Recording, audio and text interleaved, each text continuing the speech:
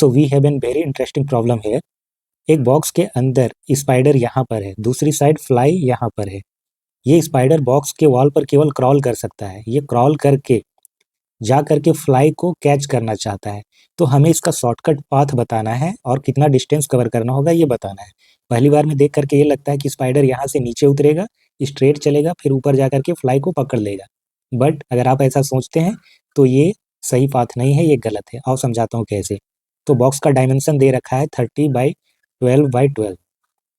Spider का position ऐसी जगह पर है कि ये बॉटम से ठीक 1 सेंटीमीटर ऊपर की ओर है और दोनों ही साइड से ये 6 सेंटीमीटर बीच में है। फ्लाई भी सेम, टॉप से 1 सेंटीमीटर नीचे की ओर है और दोनों ही साइड से 6 सेंटीमीटर बीच की ओर है।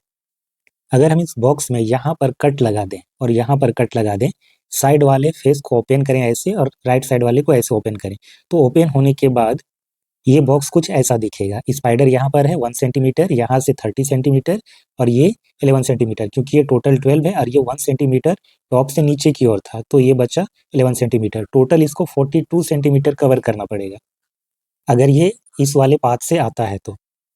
अगर स्पाइडर ये वाला पाथ लेता है, सीधा ऊपर की ओर जाता है, स्ट्रेट राइट साइड और फिर 1 सेंटीमीटर नीचे, इस बात को समझने के लिए हम बॉक्स को यहाँ पर कट लगाते हैं, यहाँ पर कट लगाते हैं, इसे ऐसे ओपन करेंगे, इसे ऐसे ओपन करेंगे। तो ओपन होने के बाद ये कुछ ऐसा दिखेगा, ठीक है।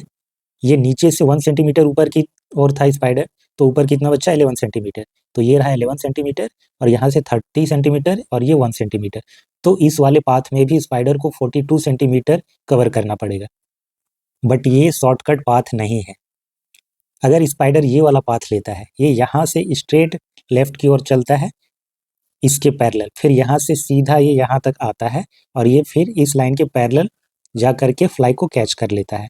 तो इस बात को समझने के लिए हम इस बॉक्स को यहाँ पर कट लगाते हैं, इसको ऐसे ओपन करेंगे, इसको यहाँ पर कट लगाकर इस वाले फेस को ऐसे ओपन करेंगे। तो ओपन होने के बाद ये कुछ ऐसा दिखेगा, ठीक है। ये 1 सेंटीमीटर ऊपर की ओर था, तो ये यहाँ 1 सेंटीमीटर होगा। ये टॉप से 1 सेंटीमीटर नीचे था, टोटल 12 है, तो कितना बचा ये 10 सेंटीमीटर। ये लाइन इसके पैरेलल है, ठीक है। यहाँ से 6 सेंटीमीटर, ये 30 सेंटीमीटर और ये फिर 6 सेंटीमीटर, क्योंकि ये भी मिडिल में था, तो टोटल कितना हो गया 42 सेंटीमीटर। तो ये रहा 10 सेंटीमीटर ये और ये 42 सेंटीमीटर।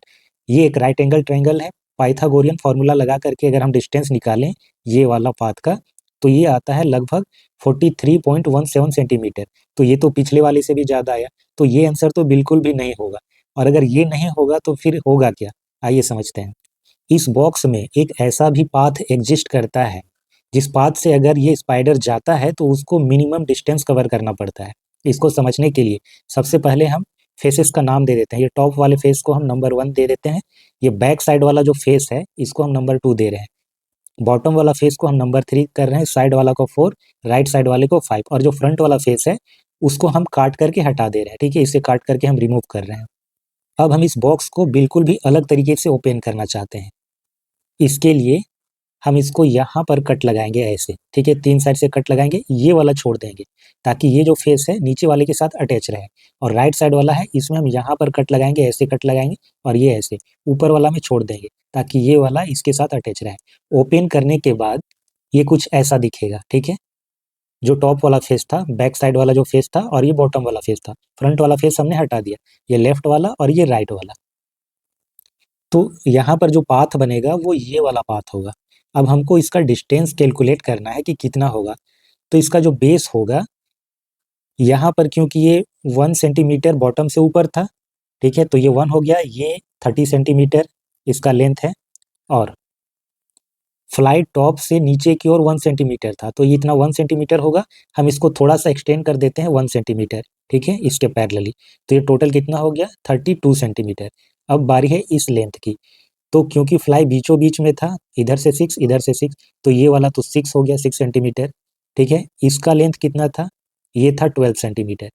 फिर ये स्पाइडर भी सेंटर पे था बीच में, दोनों साइड से 6 सेंटीमीटर, तो ये वाला भी 6 सेंटीमीटर हो गया। तो यहाँ से लेकर के यहाँ तक टोटल हो गया 24 सेंटीमीटर। अब ये एक राइट एंगल ट्रायंगल है, ठीक है।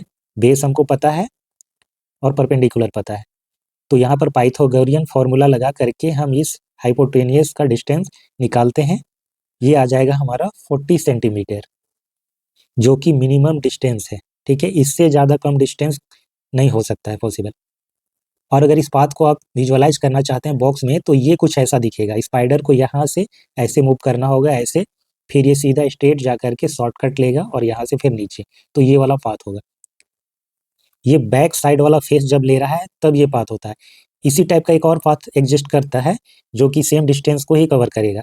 ये अगर यहाँ से ऐसे आता है, फिर ऐसे, फिर यहाँ पर ये वाला फेस पर जाएगा फ्रंट वाला पर, और फिर यहाँ पर आकर के ऐसे, ठीक है। तो इसमें भी इसको 40 सेंटीमीटर कवर करना पड़ेगा।